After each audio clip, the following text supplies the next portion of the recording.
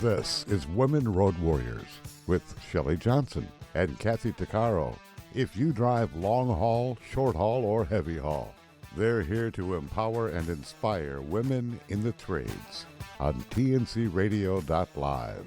So gear down, sit back, and enjoy.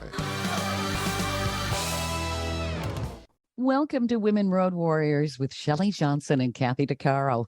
We're a show that works to inspire and empower women in trucking, in the trades, in every profession. We tackle all kinds of topics and work to encourage women to be their very best with informative guests and women who've been champions. I'm Shelley and I'm Kathy. Every topic can be discussed on our rig, and we want women to be the best they can be. We like to interview experts who offer guidance to women on topics that can empower them. Many of us have dealt with abusive people and crazy making. Sometimes we get stuck choosing the same kind of people over and over. These people are often narcissists. Angela Meyer is the author of The Undetected Narcissist. Her book is designed to shine light into those dark places of confusion, victimization, and crazy making that a narcissist causes. Many people have been caught in their traps. And for those of us who've been there, we know the desperation, total confusion, and mind-bending gaslighting that can set us anywhere but the direction we want to go and make us doubt our very own sanity. Angela is a survivor of narcissist abuse. Her book gives people the strength to speak their truth, set healthy boundaries, and educate themselves into the crazy drama and blame game conflicts narcissists are so good at throwing our way. We have Angela on our show today and are eager to gain some insight into who a narcissist really is and what to recognize so we can protect ourselves. Welcome, Angela. Thank you for being on the show with us. Thank you for having me. I'm really excited to be here today with you, Shelley, and Kathy. So thank you.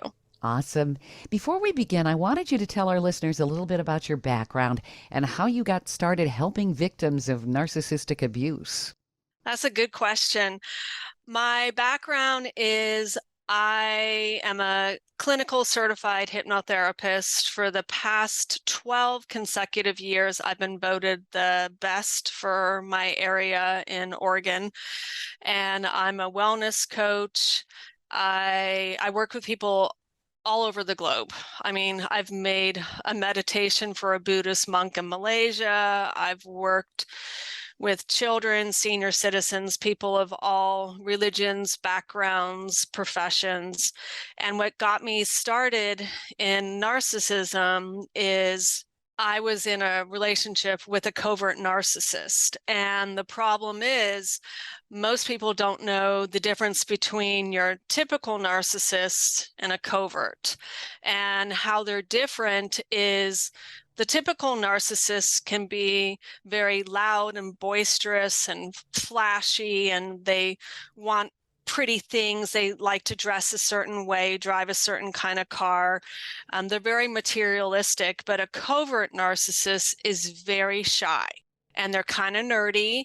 And the thing is, they're not boisterous at all. They don't need all the flashy materialistic things, but they're extremely passive aggressive. So a better way to describe a typical narcissist is like hot anger, hot rage, and a covert narcissist is that quiet one that's in the corner that is plotting and stewing. And it really opened up my eyes in so many areas because of all the people I was dealing with professionally, like therapists, a child psychologist, social workers, teachers, a parent coordinator, a judge, lawyers. All these people, they were completely in the dark. And this one covert narcissist fooled over a dozen professionals that were designed to keep us safe. And because they didn't know who they were dealing with, the narcissist was able to manipulate a lot of them and gaslight them or, blame shift. And he was even able to turn some of them into a flying monkey, which was rather unfortunate. What's a flying monkey for our listeners who don't know what that is? A flying monkey would be where I end up playing, let's say I'm the narcissistic person and I end up playing the victim, and I have you so spinned into the story of saving me, rescuing me, and just creating this false narrative that you buy it. You don't fact check, you don't question the other party. You just take everything they say at face value. And what's really unfortunate about that is when you try to tell, when they do come to you and they try to ask you questions, they already have labeled you and they've already judged you. So even though you do tell that other side of the story, they don't know who to believe. And the hard part is the covert narcissist will love bomb that person to like say flattery or comments, and so it makes it really, really challenging. It's almost like a flying monkey can be someone that's in their pocket, that they know they will do their evil bidding for them and they don't have to do anything. They are just so devious. Do they know they're narcissists, or is it just a sociopathic tendency? I mean, how does this all happen? I actually, that's a very good question too, because when I've been at two events where I was speaking and I taught a class about communicating with difficult people. And I explained how the brain works. I explained how trauma works. I broke it all down. But the beautiful thing was, at the end of my talk, I had 3 narcissistic people come up to me over that weekend and thank me for talking and thanked me for helping them understand themselves and understand their brain. And the beautiful thing that everybody said was they all recognized when they were slipping from the cortex brain, which has to do with rational thinking, logic and all of that, down into their survival brain. They could literally feel that slip. And that's where I told them, well, that's your window of opportunity, because if I was in your situation, if you want to stop being so narcissistic and being stuck in your survival brain, what you need to do is you need to tell that person when you feel that slip happening that I am way too angry. I'm going to say something that's going to hurt your feelings, and I don't want to do that. So I need to walk away. I need to walk away and I need to calm down because I can feel myself getting too angry. And I said, every time you do that, you start to rewire your brain. You're creating new neural pathways in your brain where it's going to become eventually a habit. Each time you do that, you stop yourself from gaslighting someone or manipulating someone or doing all those bad traits they know that they have, and is not decent to do to other people. That's how you're training yourself to not do those things. You're doing something different. And that's the whole thing, is when I speak, I like to talk about coming from a place of love, wisdom, and compassion instead of hate, anger, and fear. And if I was coming from hate, anger, and fear about the narcissist, none of those people would have came up and talked to me. That's amazing that they would do that. Narcissists rarely admit they're fallible in any way. That's just profound. It really is. Well, So- I mean, just listening, it brings me back into, my previous relationships and thinking, my daughter, who's now 28, when she was little, her dad, I was married to him, so my husband at the time, I couldn't believe, I mean, I was very young. I was 23 at the time, and it was really my first relationship. And coming from an abusive background, I was always trying to pay attention to signs, right? Because I didn't want to relive what I grew up with, and trying to be aware. but I could not believe that, like, things like before I moved in with him, I had said, well, you're not one of these crazy people who have issues with the toilet paper, right? That it's got to be a certain way, right? Because I mean, people are weird and people are different. They like, anyway, I said, you don't, have this problem with toilet paper, do you? And he says, oh, no, I don't care, up or top or bottom, whatever. It doesn't matter to me. Well, not even a month into the relationship, into moving in together, he comes flying out of the bathroom having a fit because the toilet paper was on the wrong side. And I'm like, but you said it didn't matter. Like, what are you talking? I never said that. He just went off saying, flipping it around, saying that I was making it up. Then why would he say that if it was something that he would do? And he had me questioning myself. And I'm like, I'm sure we had that conversation, right? Because it's an important thing. Because my stepdad was so anal about toilet paper, we were only allowed 3 squares. So that, I wanted to make sure going into the relationship.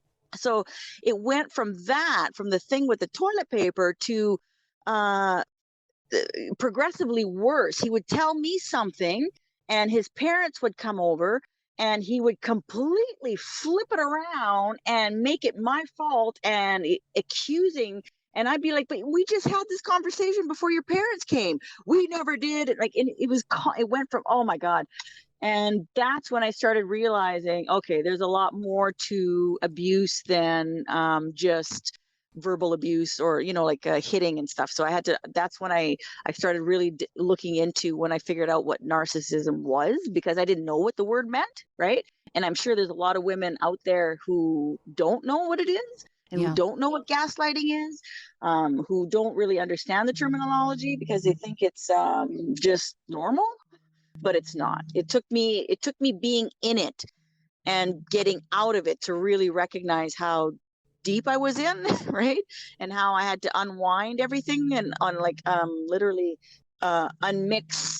unlearn what he was telling me. It's crazy making dealing with narcissists. Angela, what are the signs of a narcissist? How can we detect them? You have the undetected narcissist, which kind of says that they run around and we don't know that they're there. They're kind of like shapeshifters sneaking around, That's a good analogy, shapeshifter. And I wanted to actually comment on what Kathy was saying, because what I have learned with narcissistic people is you gave him a breadcrumb.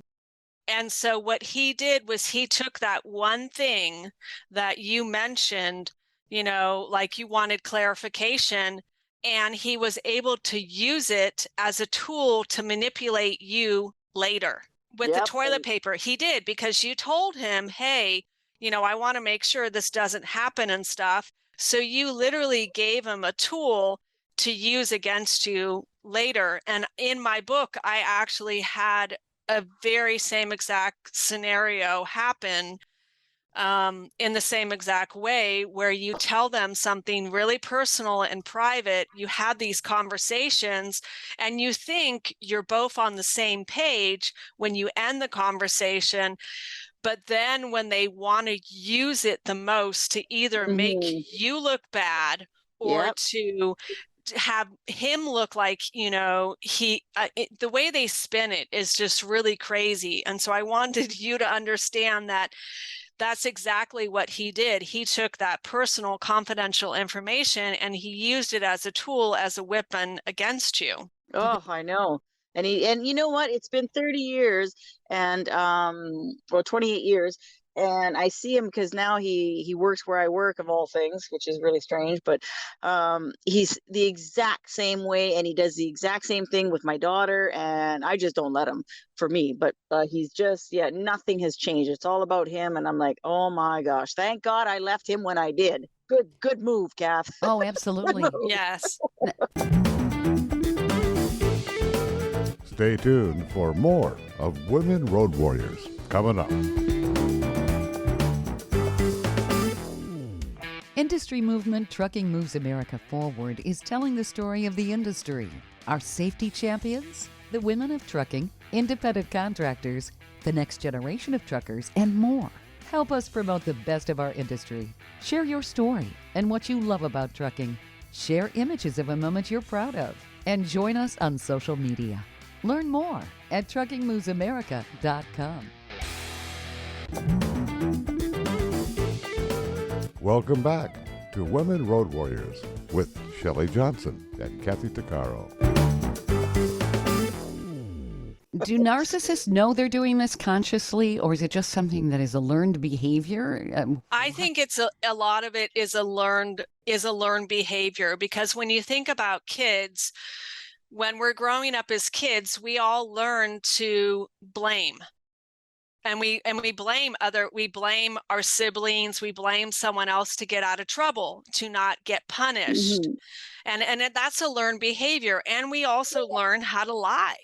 We learn how, and that's the problem is, some narcissistic people, they learn that, well, if I lie to this degree, I can get this. Or if I lie to this manner or manipulate this person, I can get this.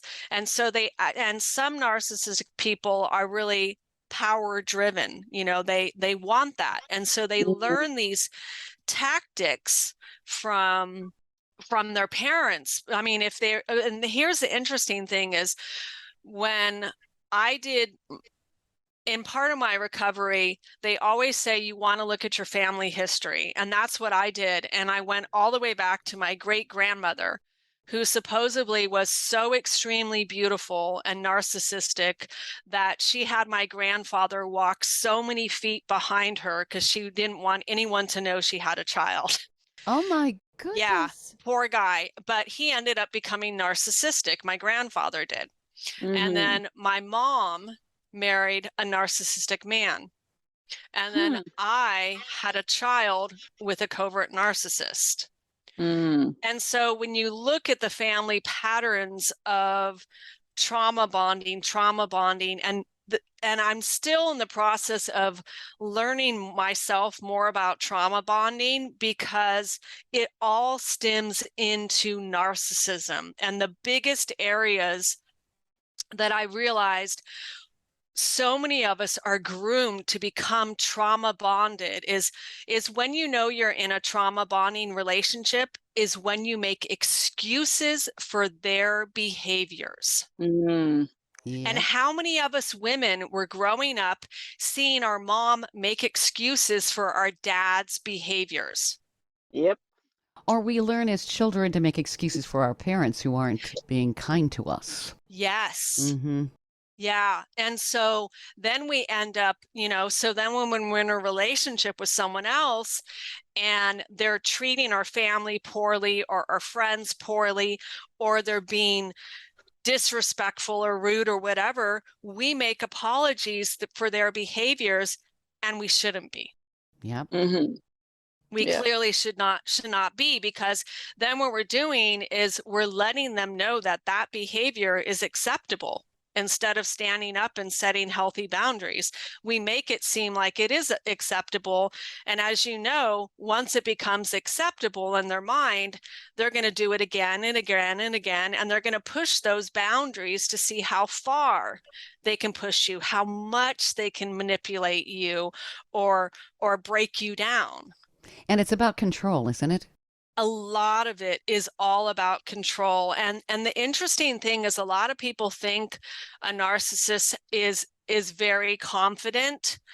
They're not. They are really insecure and they struggle with lots of anxiety. They do. I mean, so you asked the question of how a narcissist is created. And I think this is really important, is there's 3 types of parents that create them.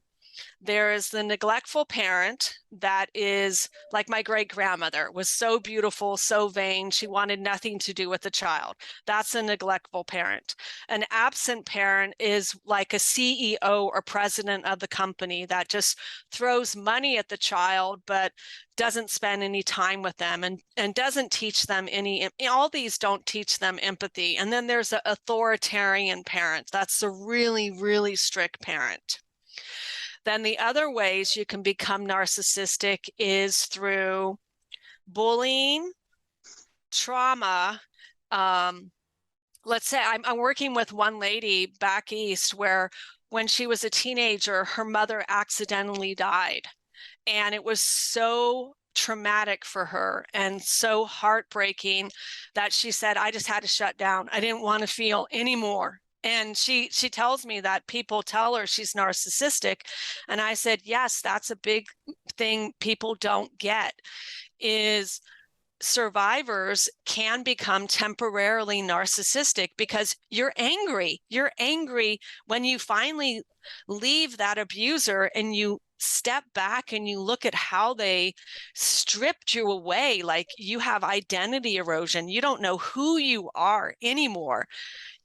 Everyone's angry. Everyone's angry, and you're short-tempered and you'll give people the silent treatment because you just don't want to talk to them.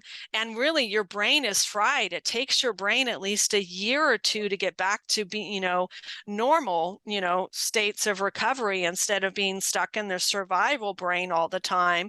Because literally when you are a victim, you're always hyper vigilant. You're walking on eggshells. You're wondering when, they're going to gaslight you again or manipulate you or insult you again. And it's just, it's challenging. Sure it is. Oh my goodness. It's crazy making. And there are a lot of people who may say, well, I don't know what you're talking about. I've never dealt with a narcissist. I don't think everybody always knows they are. Because there are things I've heard from friends and so forth in different situations. Maybe their kids are involved with somebody. That person sounds like a narcissist. And of course, then it's almost like the person involved with the narcissist is attracted to them. It's like a big magnet. And they keep going back and back because the narcissists are so good at throwing guilt. You feel like there's something wrong with you. And that's such a mind screw. It's just amazing they're able to do that. Well, and it's guilt and shame, really. Mm-hmm. Yeah. Yeah. And another way they really hook people in is they'll say, well, your family doesn't love you like I do. And they'll try to isolate you from your friends and from your support system, and they make you rely on them. Yeah. And the easiest way they can do that is by creating a smear campaign. Mm-hmm. Yeah. Yeah. And so, and if I'm sure we all have heard about the Johnny Depp Amber Heard trials. I mean, it's still all over the news. But seriously, I think the smartest thing that he ever did was hire that psychologist to look at her testimony, because all of us were going, this is crazy stuff. Yeah. Who poops we were on all in the pillow? dark. I Yeah. mean, some of the crazy making that was going on. Really? Wow. Yes. But the thing was, not until the psychologist said, this is who and what, Mr. Depp's been dealing with, we were all clueless. We knew it wasn't, normal, but we were like, what's going on here? Like, this doesn't go on, this doesn't go on in a healthy, loving relationship. No. Yeah. So they're good at making themselves look like the victim, that they're the angelic person. It's the other person who's always guilty. So it's basically their power is casting blame and shame on others. That's an incredible talent because they convince so many people. And they're so manipulative when they do it that it's almost scary. It is. Because I've seen it in action in 3 of my past relationships. I hate to say that it took me 3 tries to figure it out, but it is what it is. But when I look back on it now, I'm like, wow, they were so good at weaving the web and configuring everything to their advantage that it was just for someone at like me at the time, who didn't have a voice, who was very had no self-esteem, had no ability to even say anything. It was very devastating to me. So today it's completely different. Now I'm like Hawkeye, right? Because I Sure. see it come a mile away, and I put it to a stop immediately. Like there's zero tolerance to anything. Maybe that's why I'm single for the last 4 years. Well, it's understandable. You're leery. Who wouldn't Like no, be? like I'm just not. I'm done. Like I'm not. Yeah, Where are where are the real men? Where are the real people? Not just men, because sure. women are just as bad, but um it's to really analyze who you're with. And Hmm. people are in such a rush to fall into love so fast and meet their prince charming, that they tend to put their shutters on around their eyes, and they only see what they want to see, right? So Yeah. I go in eyes wide open and then some. So, Angela, you were talking about trauma love. Is that kind of what people do? They gravitate toward a narcissist because of some of the things they personally have gone through. They can't recognize what's really going on in that other person. This is kind of a They can't, normal they can't, uh and it's called trauma bonding. trauma bonding. Okay. Yes, Yeah. trauma bonding, and it's ways, like there's another terminology about, I'm sure you know the phrase codependency. Mm-hmm. And Yeah. codependency really is a survival mechanism that we learn as children. So when we're growing up, when mom's not loving to us and dad's not loving to us, and we want to please them, and so they can consider that as being codependent, because you're trying to have you want to love your abuser, which is really unfortunate, because Yeah. all kids want to love their parents. Okay, I Sure. mean, let's be honest here. And so we learn how to make excuses for their behaviors. We learn how to let the things they do that are really mean and cruel, kind of like we slough it under the rug. And so when we meet someone else that, let's say, when they start to talk about their upbringing or their childhood, we can be sympathetic. And that's a way where, instead of thinking, well, let's have a relationship together, I'll be good for you, this is going to be a healthy relationship, what we really should be asking is, well, have you gone to therapy? Have you worked out your differences with your parents? What is your relationship with your parents right now? And really grasping, because it's not, what I really get about the narcissistic person is they're disconnected, and average people are connected. And the best way to describe that is, when we're all born as babies, we are born connected, and we want to put everything in our mouth. We want to connect to everything. Everything is new and exciting. And what happens is that little kid, when it starts to grow up and it has a narcissistic parent, or neglectful, or authoritarian, what ends up happening is, when they reach those terrible twos and they start to misbehave, if you haven't dealt with your own personal baggage, you will parent the same exact way you were parented.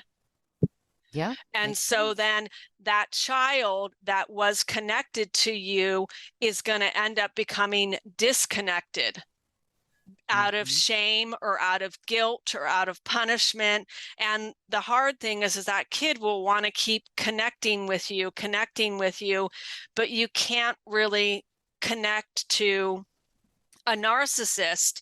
And that's why I believe a lot of narcissistic people cheat, is because when you have sex, you're connecting with that person, Right. and they enjoy that connection. But when you start to notice all their bad behaviors, or they start to devalue you, or you question them, then you start to disconnect. And they don't want to feel bad. They don't like to feel bad. They don't want to be shamed. They get stuck in that survival brain. And so they want to punish you. And what's the best way to punish you? Is to go out and cheat on you and find someone new. So they do it out of revenge. A lot, yeah, a lot of times. And Mhm. and sometimes when it could be out of revenge, or it could just be that they don't feel that connection with you anymore. So they're going to go get it somewhere else because they want someone else to admire them or appreciate them or, want to be intimate with them, but you don't because you're pissed. It seems like, though, some narcissists can have an insatiable sex drive. They're very promiscuous. Yes. They never can get enough. And they'll say, of course, that they're faithful, when in fact they're not. And then they say you're crazy if you think they're cheating. Correct. Mm-hmm. But if you think they're cheating, pretty much I would have to say they probably are cheating. They're hiding it. And it's so unfortunate because there's so many apps out there that allows them to get away with stuff where Sure. any conversation you had, as soon as you close that app, all communication is deleted. I've heard numerous stories. I even had one woman that I was working with where her ex gave her for Mother's Day a photo frame of her and the kids, and she had it in her bedroom. What she didn't realize was that was a spy camera, and wow. he saw everything she was doing. And how she kind of figured it out is he was questioning why their 6-year-old was still sleeping in the same bed with her. Interesting. Yeah. And I did a podcast blog post about that. And when you talked about how can we detect them, Yeah. the best way that I've learned to detect them is by watching movies, watching shows, because you can watch it from a detached perspective, because it's so much easier to learn how to catch it first when you watch it in a movie or a show. Stay tuned for more of Women Road Warriors coming up.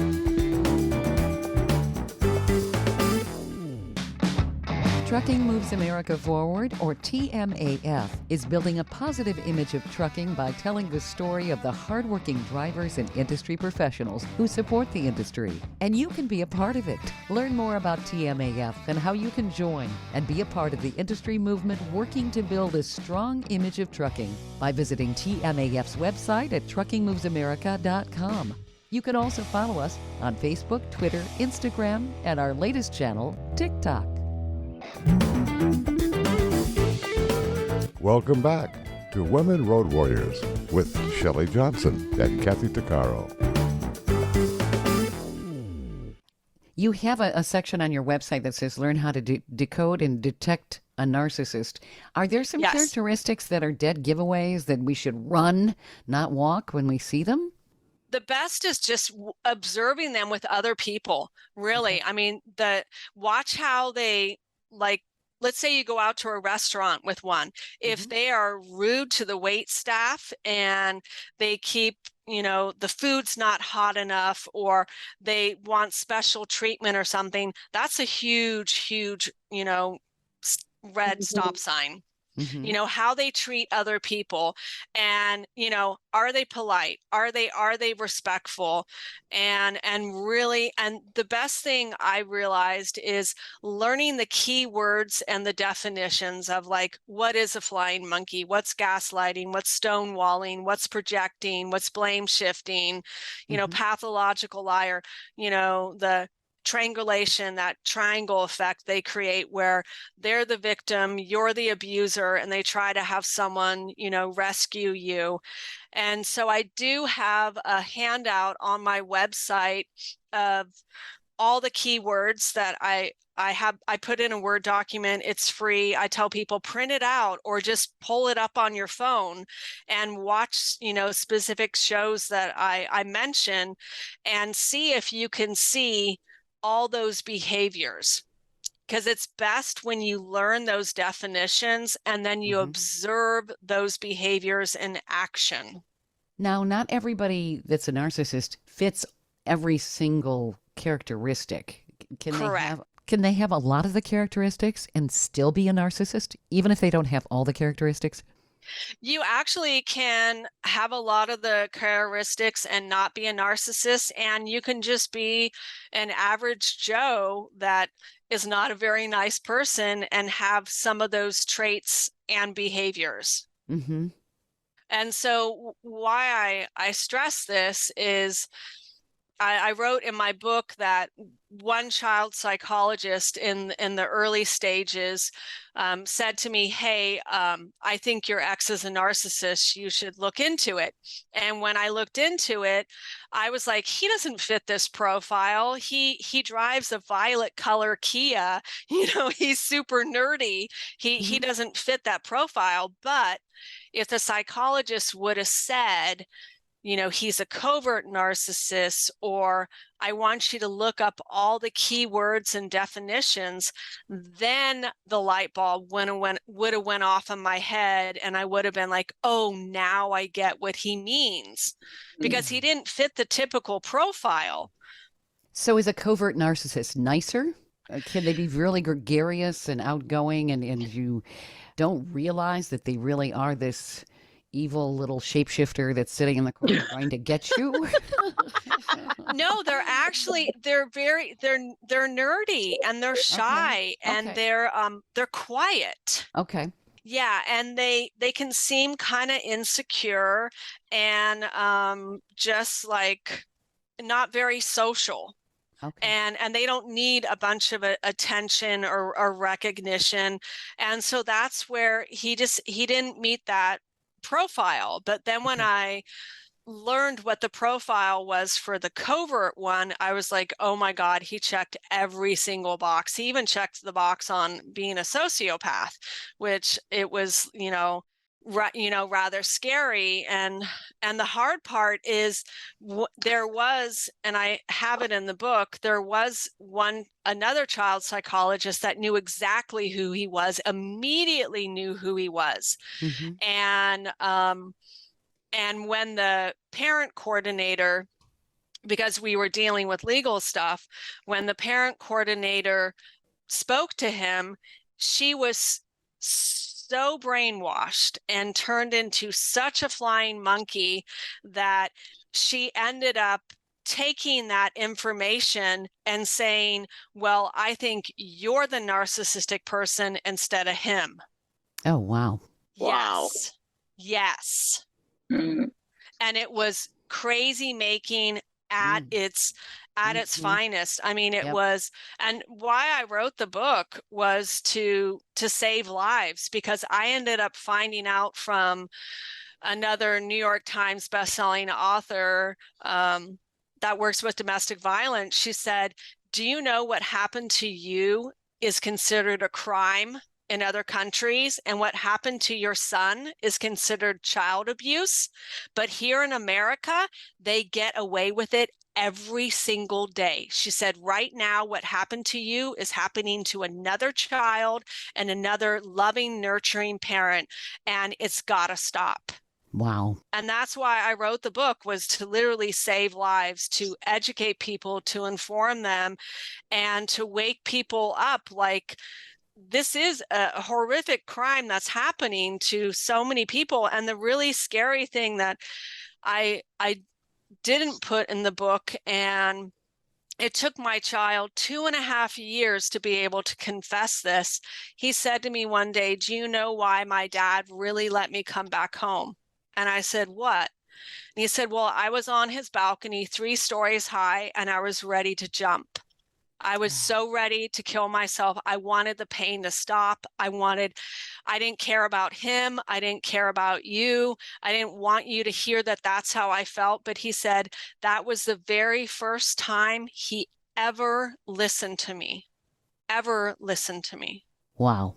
Yeah. And it's sad, because our son even was in the judge's chamber telling her, I don't want to live with this man. He is not nice. He's cold. He's cruel. And the parent coordinator is like the right-hand person to the judge. And so since she was so manipulated and brainwashed, that she pretty much told the judge, well, I've told my child to say all these things to the judge so then he could stay with me. that I was I was the abuser, and it was crazy. I mean, Yes. it was so unfortunate. But I will tell you this, that when my son did return back home, the judge apologized, and one of my friends was in the courtroom, and she's like, she literally thought the judge was crying behind her glasses, because she admitted she made a huge mistake. She then realized who and what she was dealing with, but none of them knew what was happening, because it was just, they're masterful at what they do. Oh, they're scary. It really is true. It really is. It's wonderful you've written this book. I hope a lot of therapists and judges and various other people do read it so that they can get some insight, because you do see different definitions of narcissists on the internet and so forth, and not everybody fits within those little parameters, and they are masterminds. Narcissists are just, I had no idea. I've encountered them. I've dealt with them. It's like, what the heck? How did my life turn upside down so quickly? And what's wrong with me? They're good at that. And they're good at convincing other people when you would think that would never, ever happen. You would. And it's hard, because you can, like, for me, I left mine, and he spent 5 years plotting how to destroy me. He literally spent over $100,000 in legal fees to destroy me. And it's like, that could have been a huge down payment on a house. No doubt. Or helped with your son. Yeah. Wow. Yeah. Wow. They're very selfish people. No doubt about that. I think that's one common characteristic. And I know that we don't have the time to go into it, but I'd heard that they actually have something that is not developed correctly in their frontal lobe, which has something to do with the conscience. That's their, or lack of it. well, one, they weren't taught empathy, and then two, I have a whole diagram. It's on one of my blog posts that shows, so when you think of a typical human brain, where we function the most is in our cortex. That has to do with logic and creativity and rational thinking and empathy and all that. And our survival part is like really, really small. If you think about a triangle, the top part of the triangle for survival is really, really tiny, and the whole bottom base is, our cortex brain. But with the narcissist, it's flipped, completely flipped, where the whole base part is survival.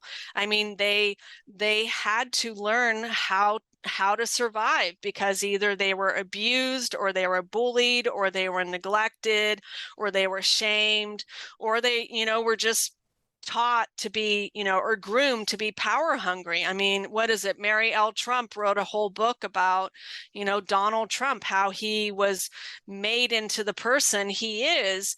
And I thought it was very fascinating, her book, because we can be groomed to believe so many things. I mean, what was it, like 3/4 of millennials in the US do believe the earth is flat.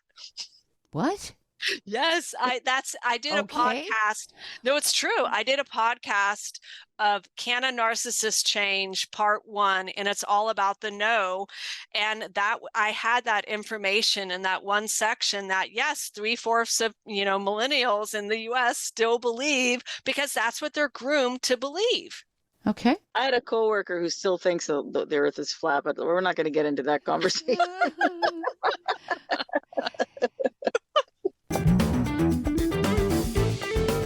Stay tuned for more of Women Road Warriors coming up.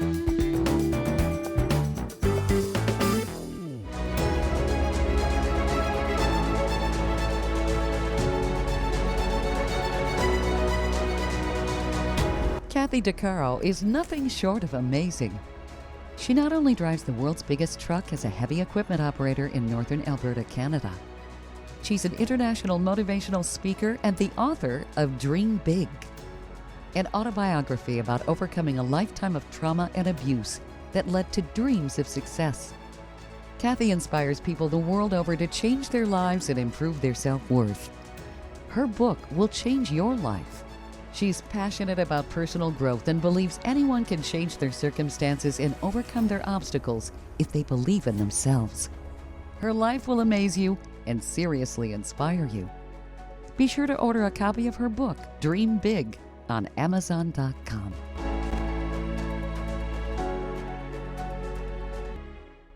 Industry movement Trucking Moves America Forward is telling the story of the industry, our safety champions, the women of trucking, independent contractors, the next generation of truckers, and more. Help us promote the best of our industry. Share your story and what you love about trucking. Share images of a moment you're proud of. And join us on social media. Learn more at truckingmovesamerica.com. Welcome back to Women Road Warriors with Shelley Johnson and Kathy Tuccaro. Angela, you've got some tremendous information here that a lot of people need to read. I'm seeing one stat here. 75% of all narcissistic people are men, 25% are women. You also say that narcissists can change. So there is hope, and this is a good thing. Where do people find your book and all your information, and do you work with people remotely? Yes, I do work with people remotely, and I prefer actually working with people remotely. And the book is on Amazon. It's on Borders. My website is The Undetected Narcissist. My podcast is called The Undetected Narcissist. And on my website, I got a bunch of information. I even did a series on fear of dating another narcissist.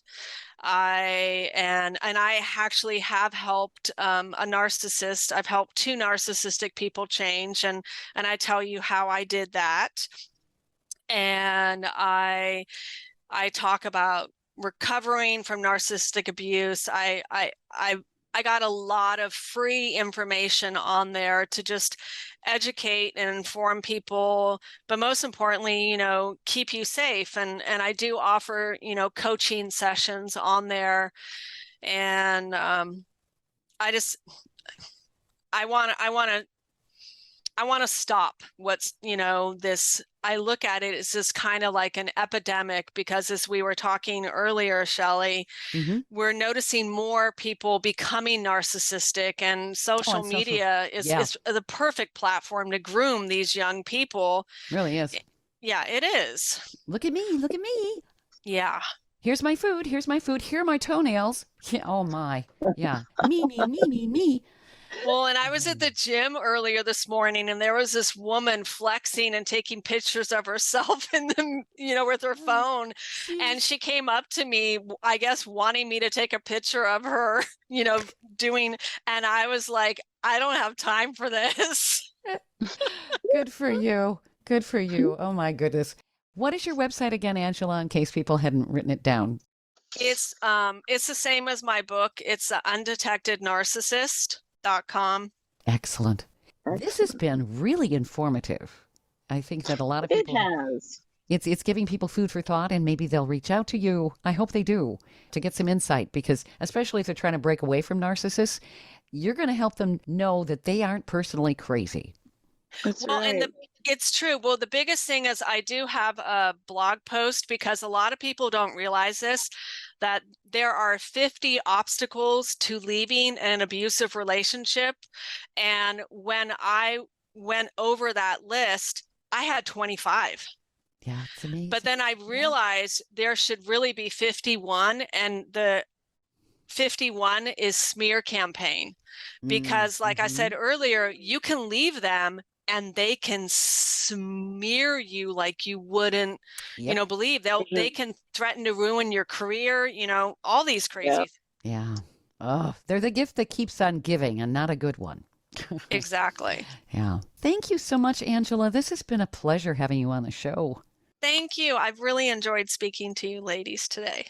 It's been absolutely wonderful. Thank you so much. And I really think it's going to help a lot of women out there maybe open up their eyes to the and look deeper into their own relationships and looks for the red flags. And is this going on in my life? Because sometimes we like to believe that we live in a fairy tale, but we don't, right? Yeah. So Yeah. Always you have remember. great pointers. Always Yeah. remember, if you've got the knight on that white horse, you might have to clean up his poop. The horse's poop. You know? Well, and that's the thing is these, and that's how the narcissist Oh, gets the woman is they try to pretend to be that white knight Yeah. when the woman really doesn't need to be rescued.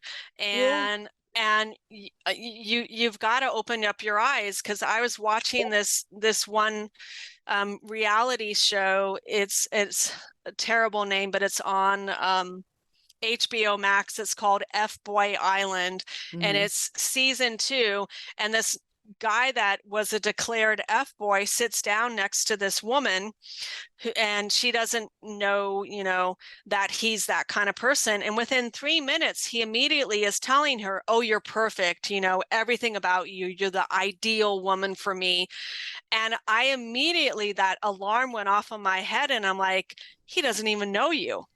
Yeah. Nobody is perfect. And how can he declare that without knowing about your history, your background, your career? What do you like to do? Maybe you snore at night. Maybe you got an extra toe that he doesn't know about, Exactly. Absolutely. Yeah.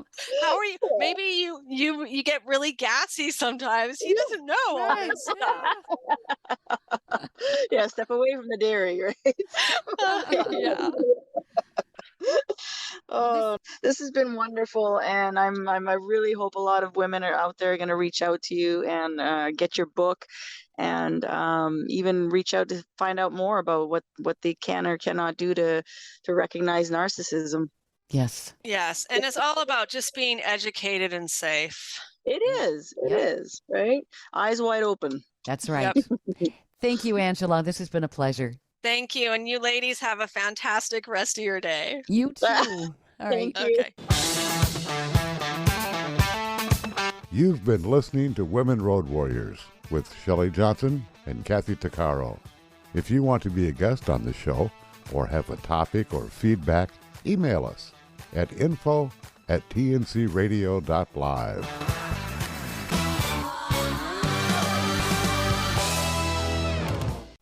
Thank you for listening to another great interview on tncradio.live. And don't forget, be sure to subscribe to our podcast of Women Road Warriors. It's free. All of the material you hear on tncradio.live, on our website, our broadcasts, or our podcasts are copyrighted. There can be no distribution without the express consent of tncradio.live and its partners. For inquiries, write us at info@tncradio.live.